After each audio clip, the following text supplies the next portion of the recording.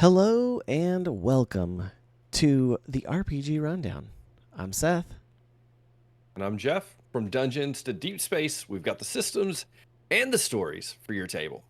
Today, we're going to be talking about our playtest preview of Brambletrek Tales in the Hundred Acre Woods by Crossed Paths. Absolutely. We were given an amazing opportunity to playtest this new Winnie the Pooh RPG from Cross Paths, courtesy of Cross Paths. They sent us the playtest material, and big shout out to them. Thank you for letting us do it. We appreciate it. And we had a blast. So we both basically ran solo play sessions, and then we're coming together to talk about it now. Right. Which, for the record, this is the first solo TTRPG I've ever played. Never done this before. Same. I have purchased some, but I haven't actually played them yet. So there's a problem in that. Yeah. But right.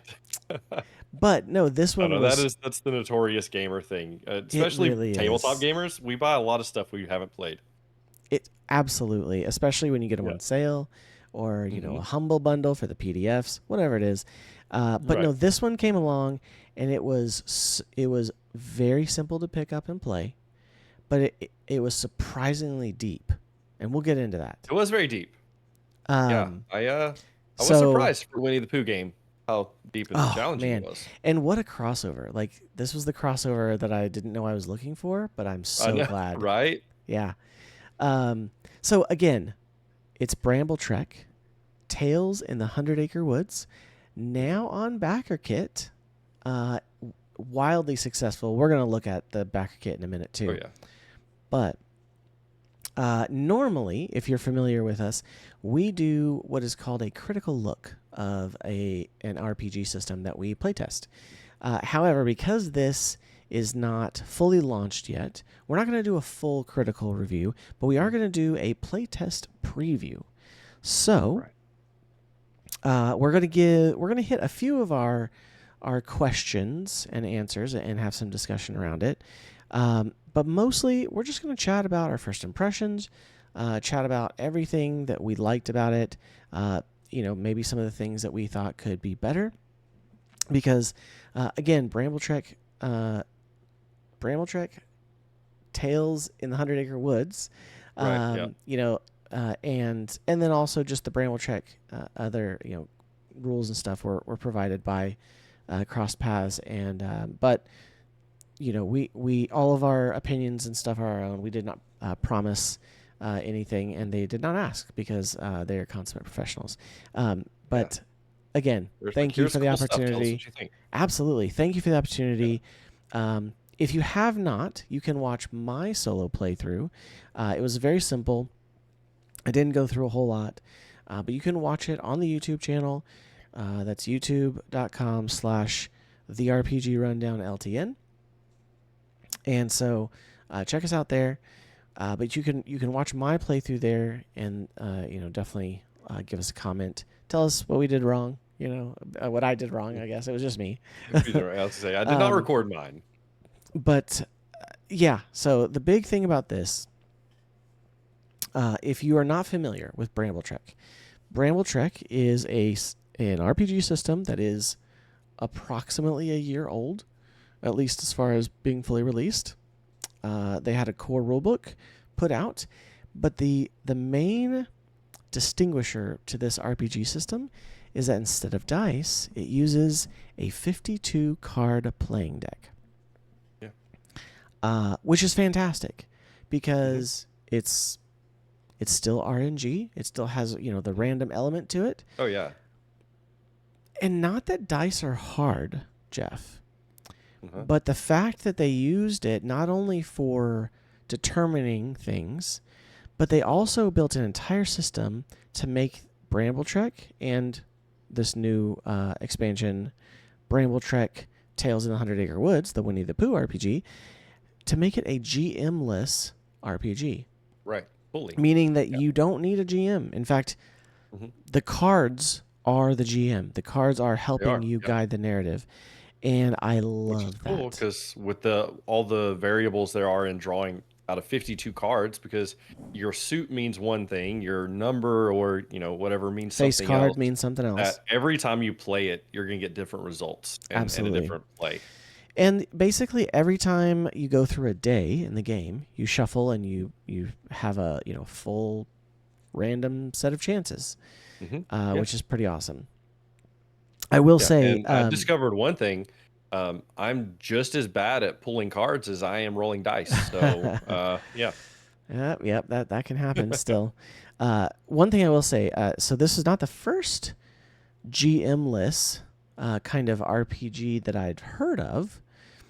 Actually, my own, and I'm going to say this, it's not technically an RPG, but my own original fandom for Battletech and MechWarrior, they have announced and they have been playtesting a card deck. Now, not a 52 card, like normal deck of cards, but they have a card deck AI system for playing Battletech that you can solo play. And they've announced a box set for it. Jeff, I know you've had some interest in Battletech, and we played together at Gen Con. Yeah. And you got the beginner box or the essentials box. You get the beginner box. But I think when this box comes out, this would be the perfect box for you because you can take the Aces deck system. It's called Aces, and you can play without having, like, it could be you by yourself, or it could be you and your kids, or you and other people, all on the same team against the AI, which is the card deck. Yeah, and so I'll have to check that out because I've yet to find anyone around me that actually plays. And yeah, it works I've really wanted to play well. again. It works really well. I mean, I could probably help find some people in your area because I know there's some people in your area. But man, so again, the idea of a GM-less or a guided play session in a game wasn't exactly new for me, but I hadn't played it or seen it in the TTRPG, and I've heard of solo RPGs, but this was just an amazing mix. And props to Crossed Paths for this incredibly well done system. So, right. Okay, that is what Brambletrek is in a nutshell. And on top of that, the art for just Brambletrek in general is very cute, very cartoon. Awesome. It has kind of that Winnie the Pooh charm already, or maybe like Secret of Nim or Redwall, as far as like the art style. It's like very kind of similar to that, in my opinion. It's not too, it's not super realistic. It's not that dark or anything, but it's really cool, and it fits perfectly with Winnie the Pooh. Oh yeah, the art is fantastic. I was a huge fan of the art whenever we first received our stuff opened up, and that was what caught me was just the way that it looked. Like even the art. I think you'll probably be going through the Tales of the Hundred Acre Woods PDF that we were given. Yeah, it's fantastic. The whole thing. Absolutely. So well done. And we are going to show some of that art off, as well as the, not all of the PDF, but we're going to show bits of the PDF. So if you're not watching, if you're listening, and you want to see all these cool images, go check out the video podcast on, either the Love Thy Nerd site or on YouTube. So, but okay, let's dive in, shall we? Like I said, we're going to kind of go through the questions from our critical, that's, character creation, roleplay opportunities, integration of lore, tabletop experience, in-game mechanics, combat system, artwork and design, and learning curve. Our critical look. We're kind of going to go through some of those, but we're not necessarily going to dive deep. And again, this is a playtest preview because the system's not out. So even though we've done some for some of the more, the bigger games from last season, we've decided we're only going to do the critical look for games that are fully launched. Fully launched. And no more change happening to them, Right. And so this is just a preview. So yes. Okay. Well, first of all, there are rules for character creation in Brambletrek core rules. I did not go through them very much. I think I watched one video on it. simplistic terms, you draw 6 cards, and then you add 2 together to get your stats, which are health, morale, and supplies. Yeah. So it's almost like rolling dice in that you draw cards for it. But then you have on top of that, depending on what type of hero or class you pick, there might be a minus to something. So I have to subtract 5 because of the class I picked or whatever. So right. But you can move them around. So we're not going to go into that. You can definitely look online and find character creation for Brambletrek. So by all means. But in the Tales in the 100 Acre Woods, there were several of the characters. Well, actually, they had listed all the characters as stats. So we'll look at that real quick. We won't go over them all, but I'm just going to show them off. So. Right. Yeah. Yeah. It's definitely worth showing off. The art is great. Yes. And you'll be able to see on there. Oh yeah. Their stats, and then like they're honestly their individual like abilities too. Like who has the special abilities and such. But and this isn't everything either, because so we'll get to it in a minute when we get to combat.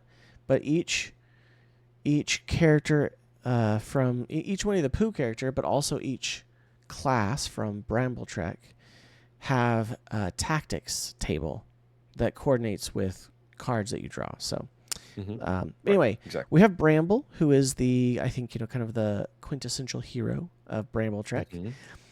We have Winnie the Pooh, who is a honey guardian. Love it. I love it. Yeah. We have Piglet is a nervous shadow, right? So essentially a rogue. Ooh, a rogue, yeah. Love that too. We have Eeyore, who is the sad protector.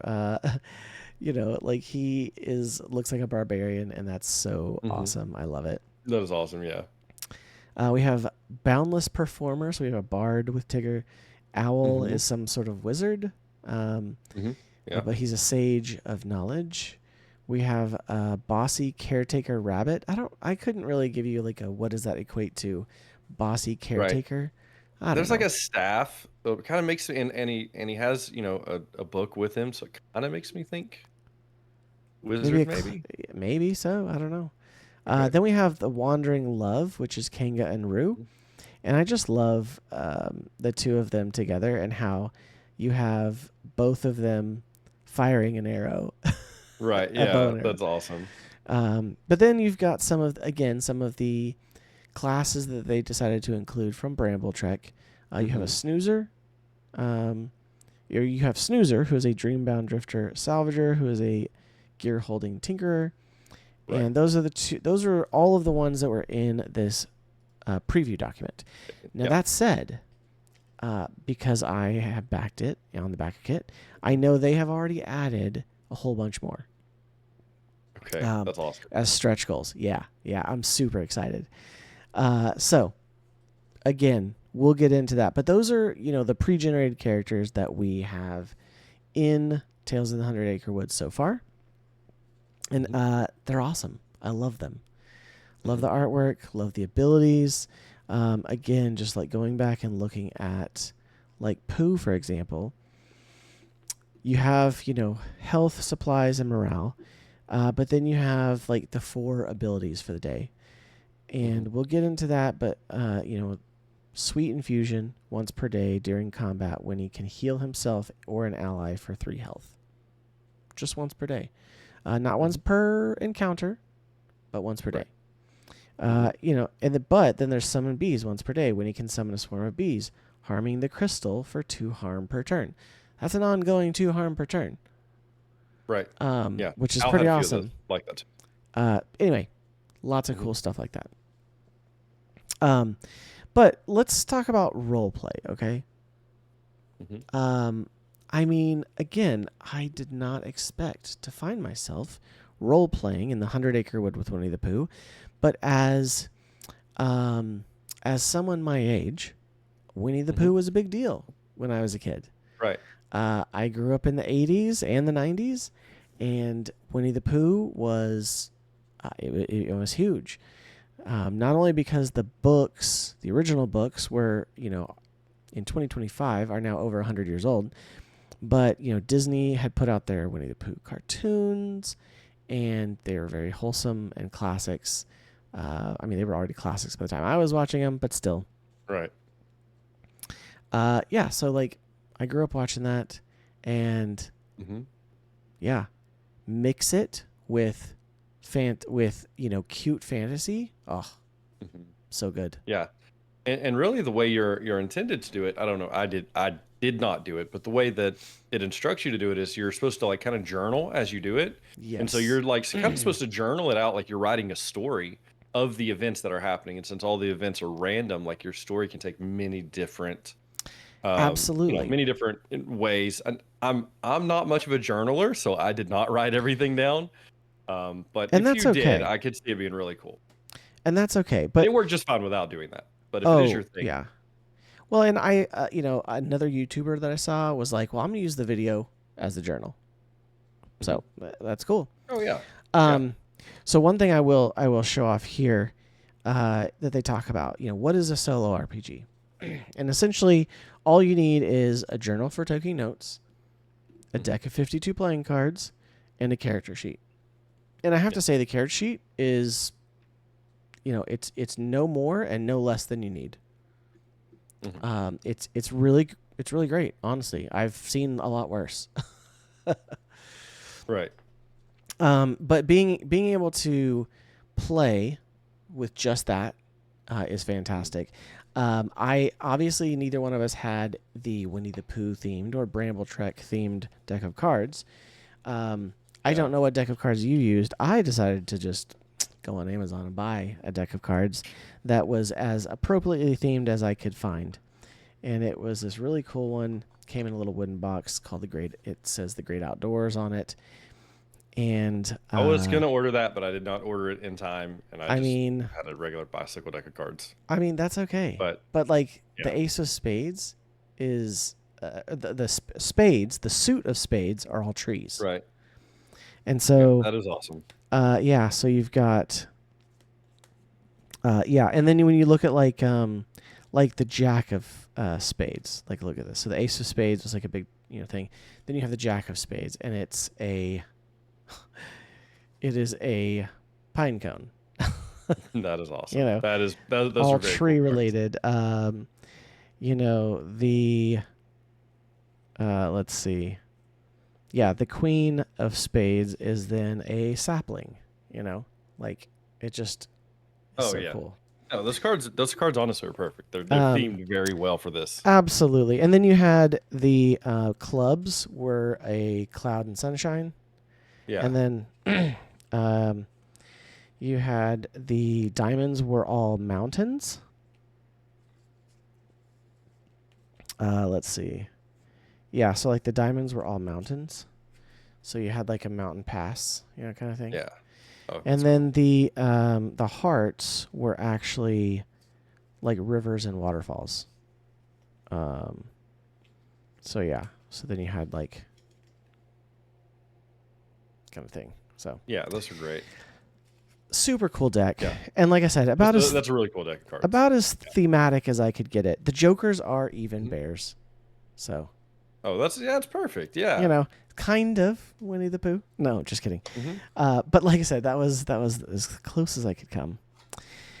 But first of all, who did you play as, Jeff? I played as Al.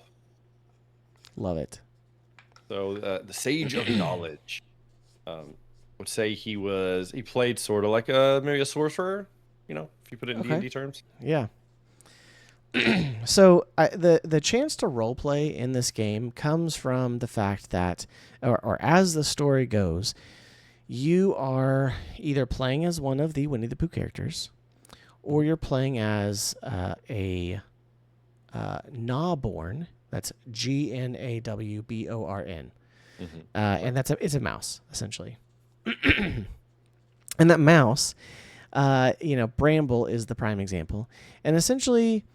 You are adventuring in the 100 Acre Woods, and there are these purple crystals that have kind of infected or cursed the 100 Acre Woods.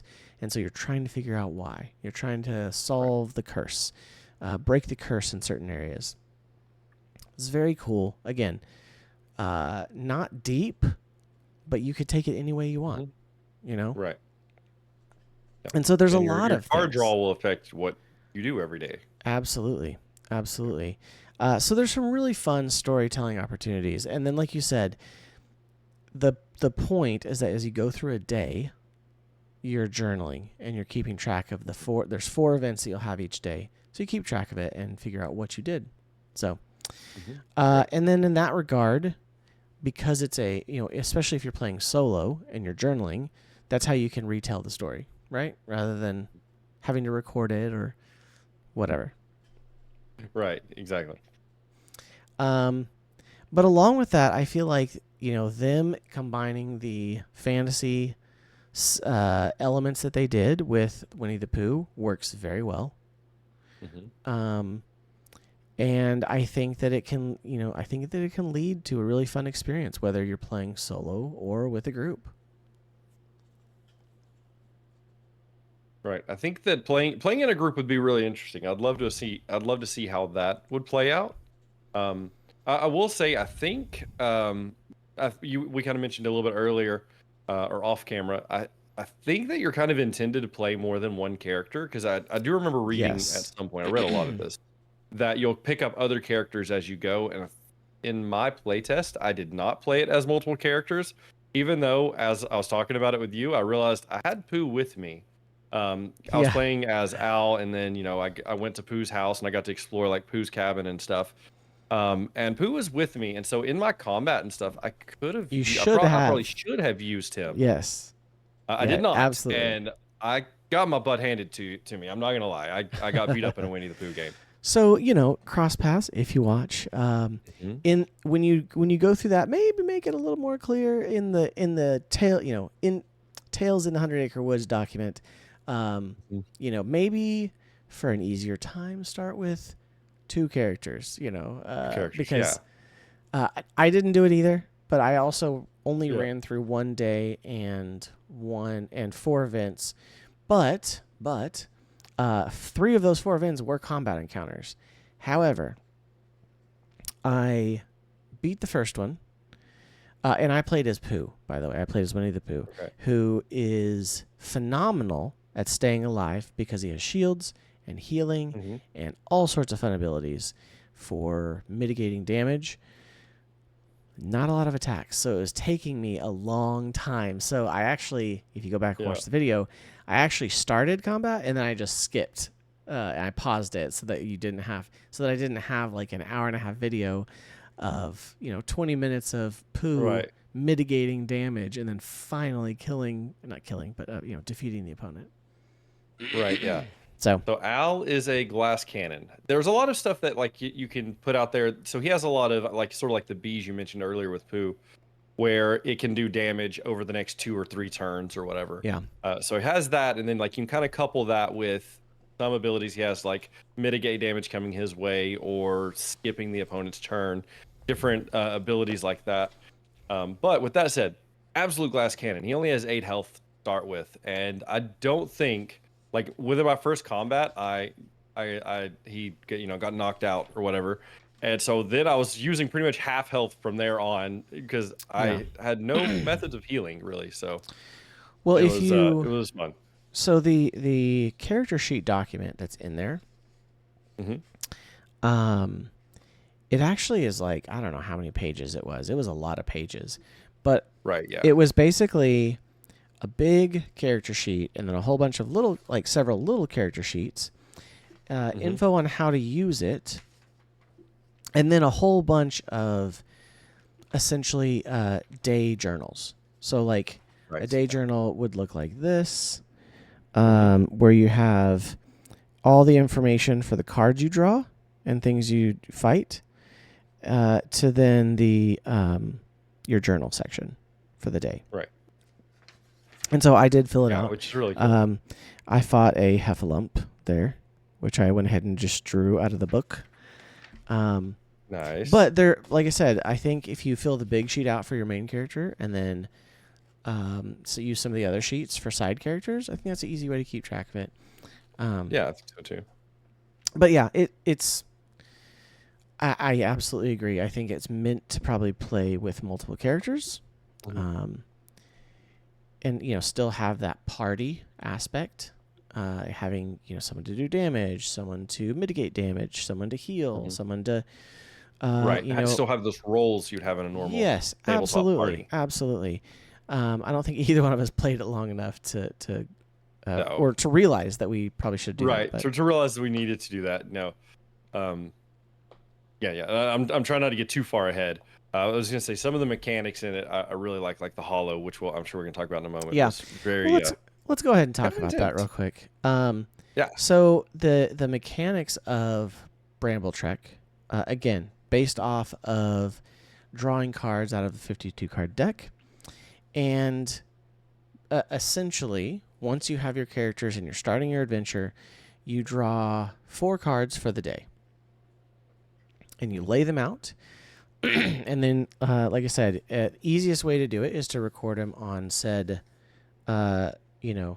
day's sheet, like up here, and say, oh, you know what? These are the 4 that I drew.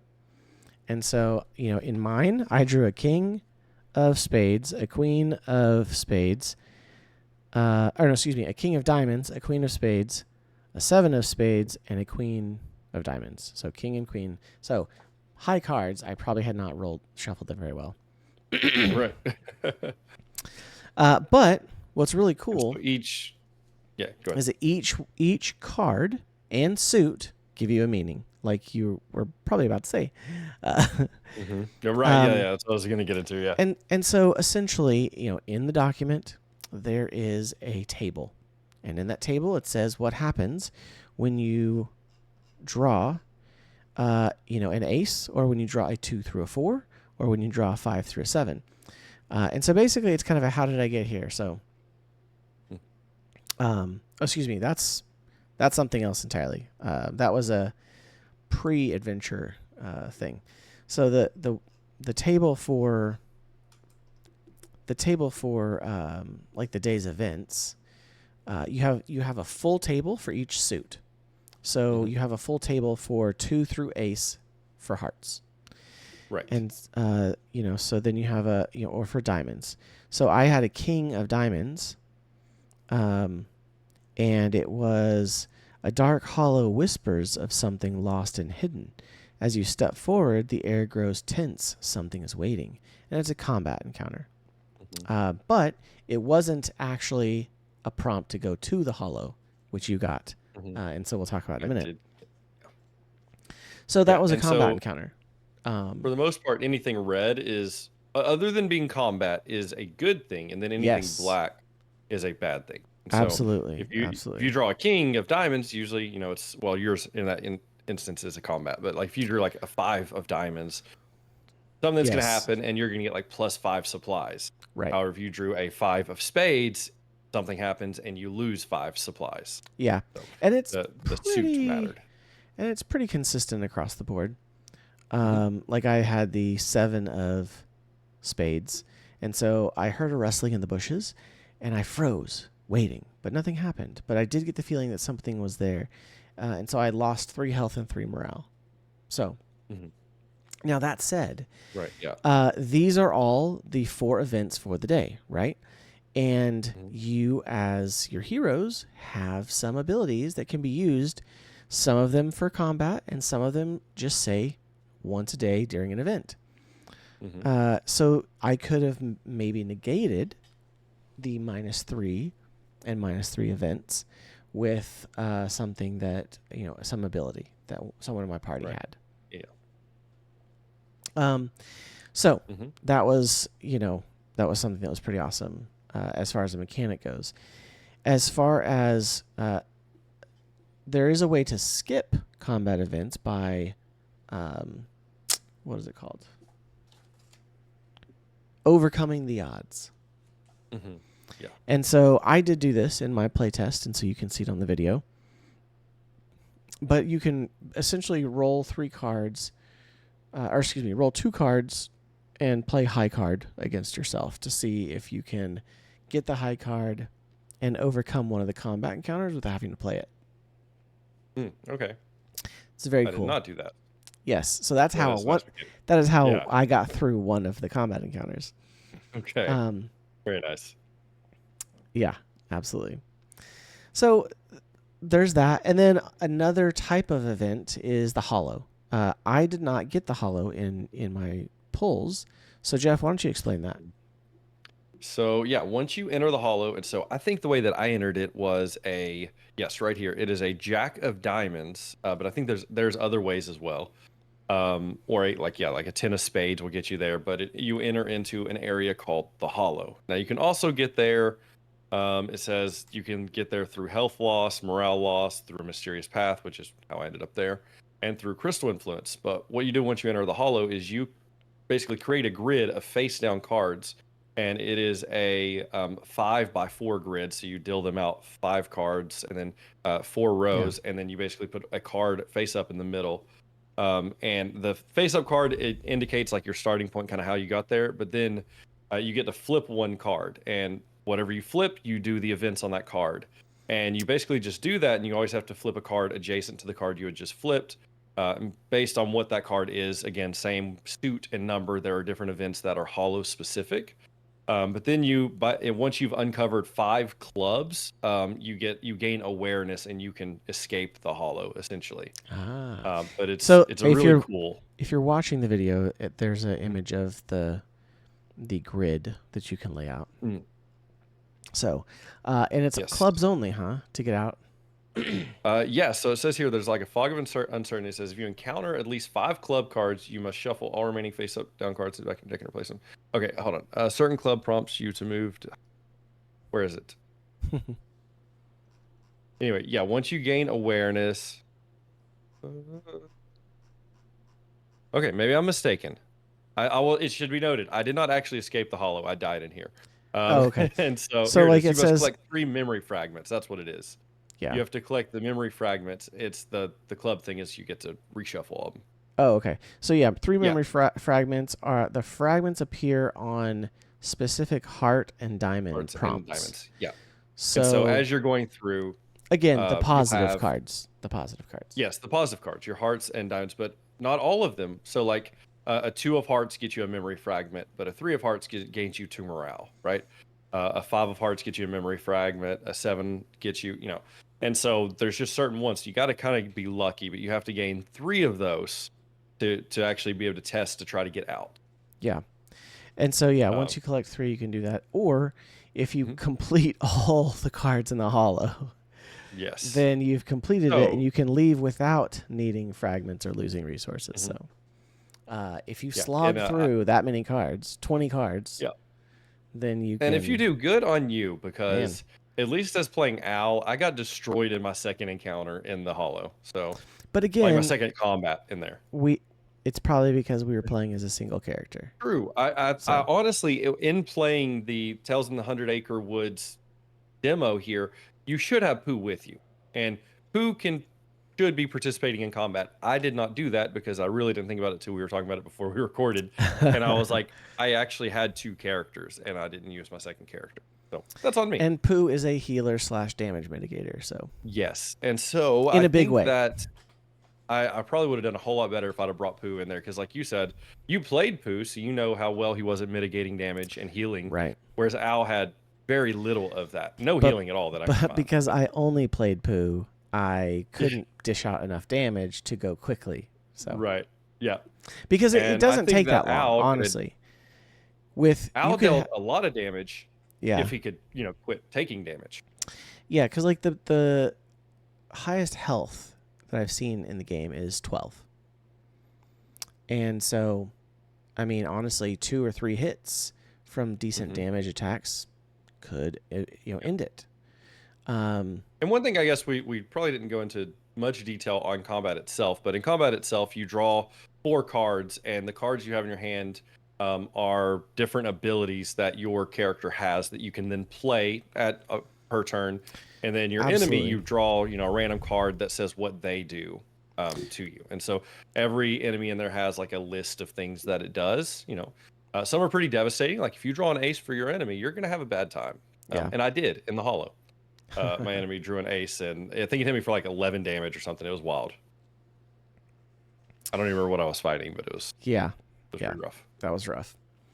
Yeah. But what's awesome is that when you start combat, you first draw cards to determine what kind of opponent you're facing. 2 through 4 is a bumblebeast. 5 through 7 is a heffalump. You've got a jaguar, a crocodile, a snuffalo, and a woozle, right? So I actually got to fight the heffalump and the woozle, which is great. Yeah, that's awesome.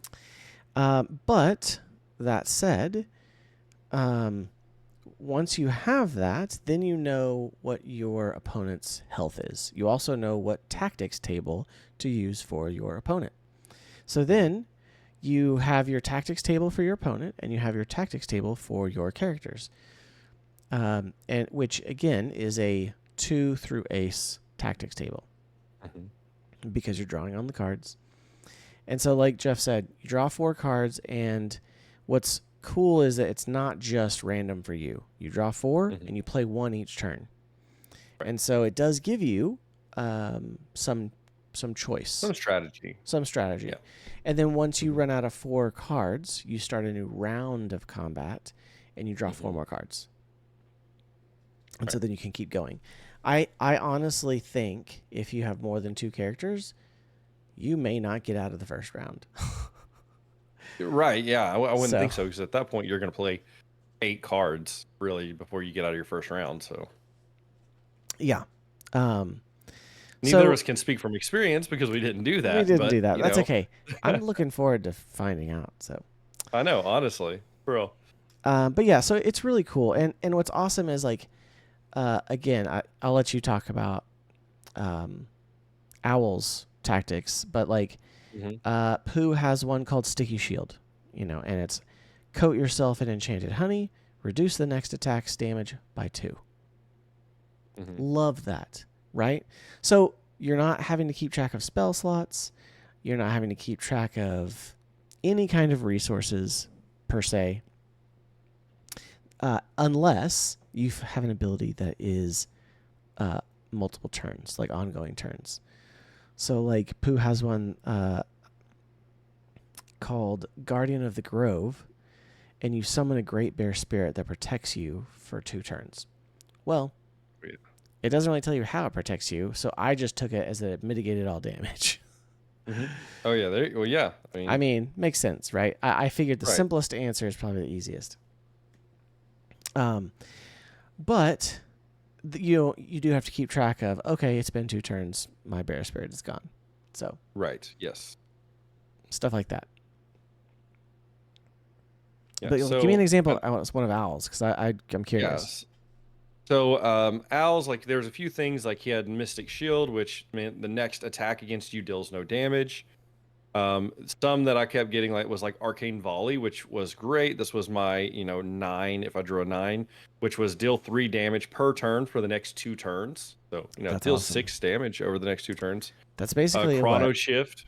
Arcane. That's basically like Magic Missile. Right. Yeah, exactly.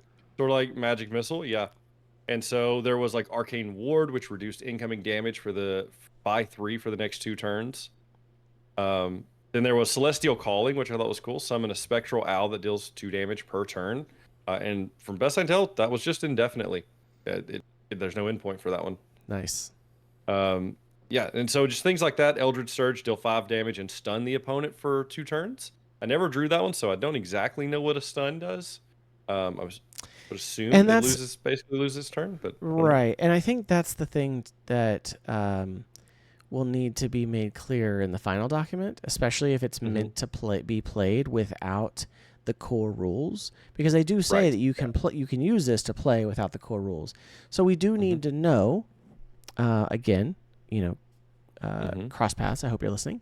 We do need to know things like, what does stun mean? What is protect mean? If you have a bear spirit protecting you, what does that mean? Does that mean complete mitigation of damage? Does that mean does that just mean the the opponent's abilities that afflict the bear? Does the bear need health stats? Does it go away? Right. I'm assuming not, but. Right, I'm sure it's not that in depth, but it's still things that you need to know when you're playing.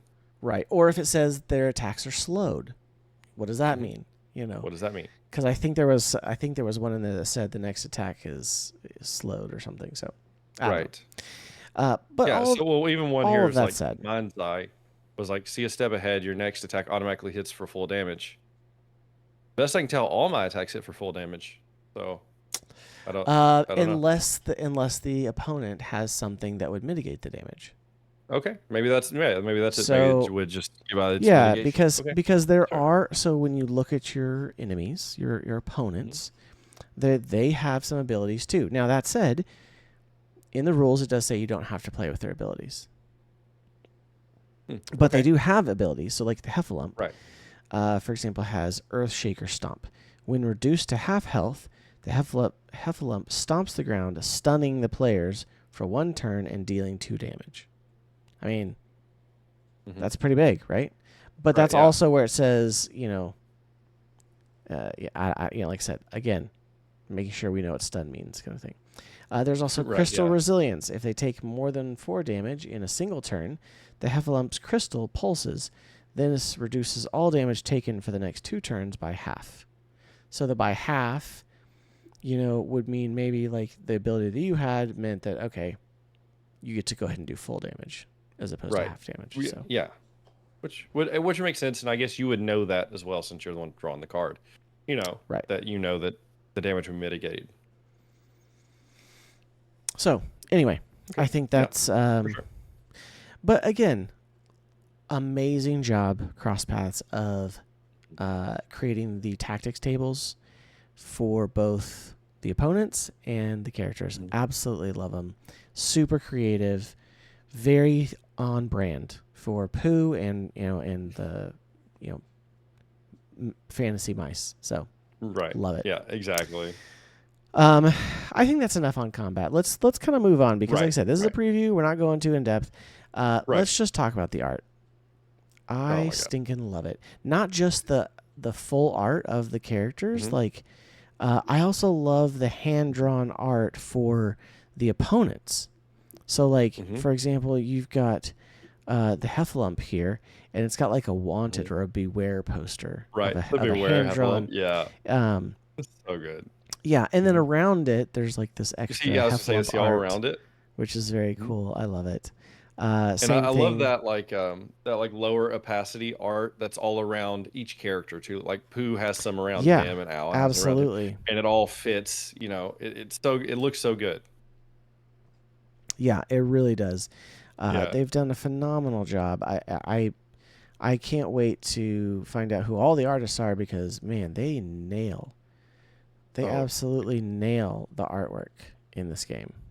So I mean, I will go and say this is probably some of my favorite TTRPG art that I've seen. Like I love like your traditional fantasy style art, but I love like this kind of, it doesn't take itself too serious, cartoony type art. Yeah. I don't know. I thoroughly enjoy this.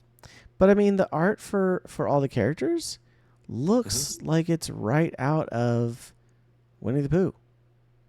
Oh yeah, the character art is great. And then like the art on that map is awesome.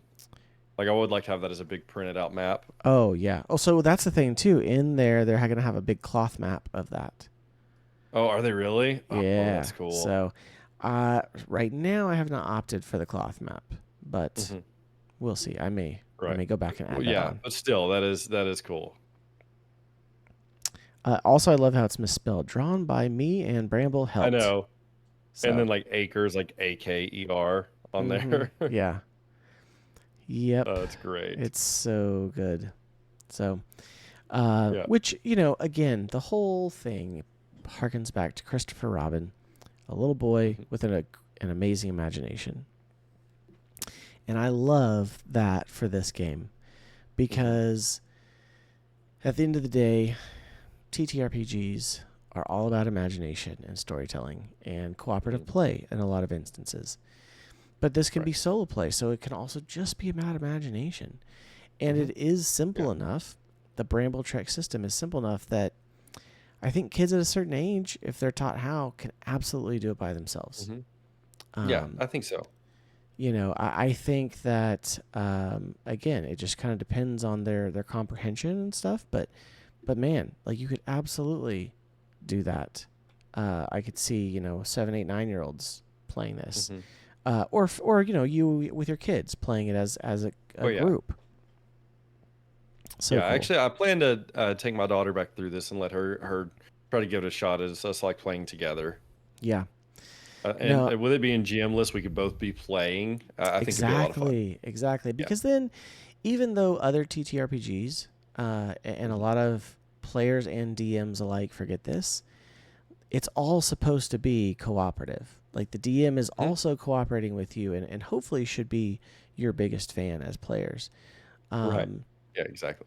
Not always the case. And sometimes as DMs, Right. we also are like, well, I want the things that I'm controlling to win. you know. Hmm. But Right. this truly gives you a sense of us versus them, Right. and there's no, yeah. So, oh Yeah, it's man, it's you and your group facing the deck of cards, man, and yeah, that can be a relentless deck.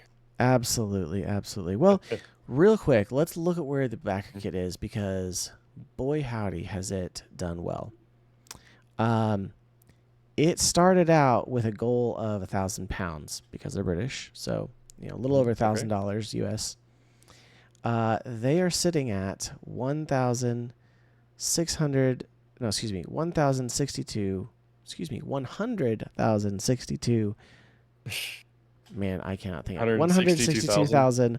162,447 Yes. pounds. No, they've surpassed that 1,000 pound mark Mm, uh, yeah, by a yeah, lot, by by a lot. 162 times. Yeah, Yes. so Yeah. Pretty amazing. almost 1,500 backers, which is great. There's still 17 Mhm. days too.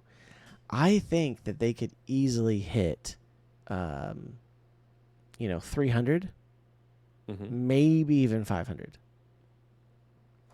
I don't know. That would be amazing to see. Yeah. I would love to see them at least hit Hmm. 300. I think two's guaranteed almost at this point because you're always going to have that like last couple day rush, Hmm. and they've continued to be steadily gaining.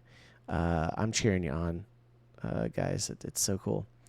Also, if you're not following Cross Paths, it's either Cross Paths UK or Cross Paths RPG. So you might search for both on social media, but they're on most social media.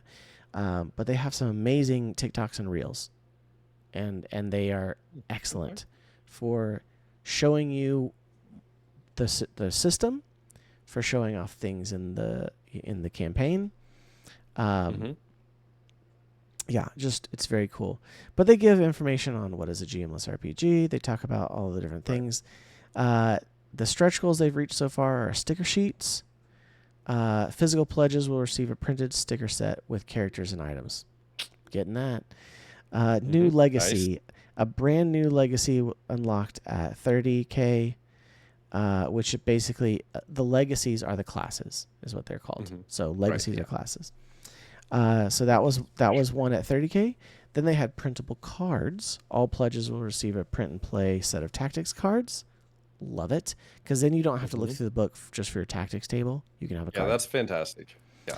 Uh, then there was another new legacy, the Shadowcaster, and I not here, but somewhere else. Maybe I think it was in their post about it. Um, I think it was in their post. They had a an image of the Shadowcaster, like Hmm. art, and it looked really cool. Okay. Anyway, Nice. so there's another one. Okay. Then there was the coloring pages at 75K, Hmm. virtual tabletop support. It's going to be, it says it's going to come to Which a is pretty VTT cool. platform. Cross paths. It's not the most popular yet, but I think it would be the best VTT for your game. Hmm. Alchemy RPG. Absolutely. Alchemy Okay. RPG. Alchemy Yeah. RPG, it's all based on storytelling. It's immersive, especially since Hmm. you have the music track that you've created to go along with it. Alchemy Amazing. perfect. It'd be perfect. Yeah.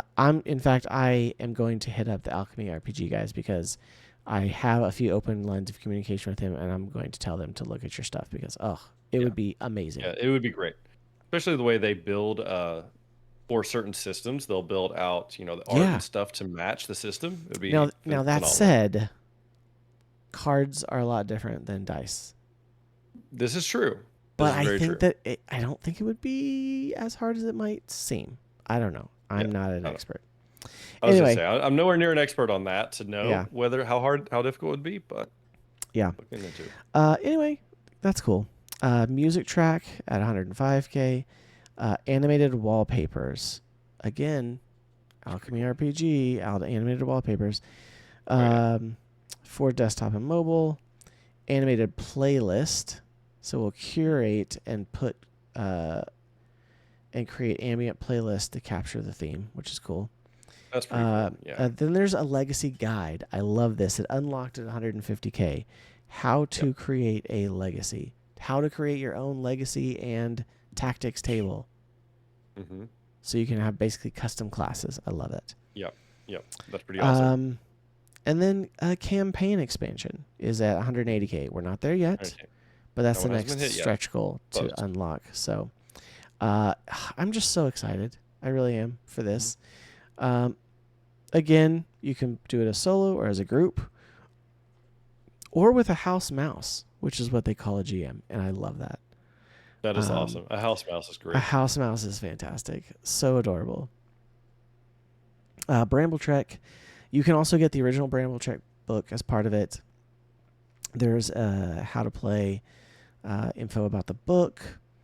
They're coming out with a starter box as part of it. And the Brambletrek starter box is just Brambletrek, but it has the house mouse rule book. So how to play as a house mouse. That's pretty cool. I'm probably going to have to go back and add that. I didn't add it at first. Right. I'm probably going to have to. So, custom card decks, custom journals, plushies. Amazing. GM house mouse screen, not GM screen, house mouse screen. I really want the deck of cards. Cloth map of 100 Acre Woods, cloth map of Forest of High Hill, which is the Brambletrek side of things. Yeah. And then they have some other card-based game systems as well. Instead of a 52 card deck, they use tarot-size cards. So, and I have not had a chance to look at them, but I hear good things. So, yeah, the Ashes, just the art on the Ashes game there looks pretty interesting. It looks pretty cool. Anyway, definitely check them out. Go back them. Follow them on social media because they are amazing. And again, huge shout out to Cross Paths. We're very thankful and we were very impressed and cannot wait to do a full critical review of the entire system once it's out. We're excited. Jeff, you got anything else? Absolutely. No. I mean, honestly, for my first experience playing a solo TTRPG, really enjoyed it. I thought the card-based system was one, really fun. It kept you kind of on your toes. You had no idea what to expect. Yeah. And it really is very simple too. As long as you have the tables, it's very simple to play and pick up. So no, absolutely. Honestly, I enjoyed it. Yeah. Bravo. Can't wait. Awesome. Well, last but not least, we are part of the Love Thy Nerd podcast network. Be sure to check out our YouTube channel. It's youtube.com/@therpgrundownltn. And give us a like and subscribe. Leave us a comment on this video, on the playtest video. We'd love to engage with you in that. But also, you can follow the link to go check out Love Thy Nerd and all of their other podcasts. We have everything from board games to wrestling to comics. There's so much in there, and then just general life discussions, which are fantastic and encouraging. So be sure to check them out. Yeah, absolutely. Awesome. Well, also feel free to give us a follow on social media. We have the RPG Rundown or RPG Rundown on most social media platforms. And so you can follow us there. Again, my name is Seth, and from our table to yours, thanks for joining the RPG Rundown. Until next time, may your rolls be epic and those stories legendary.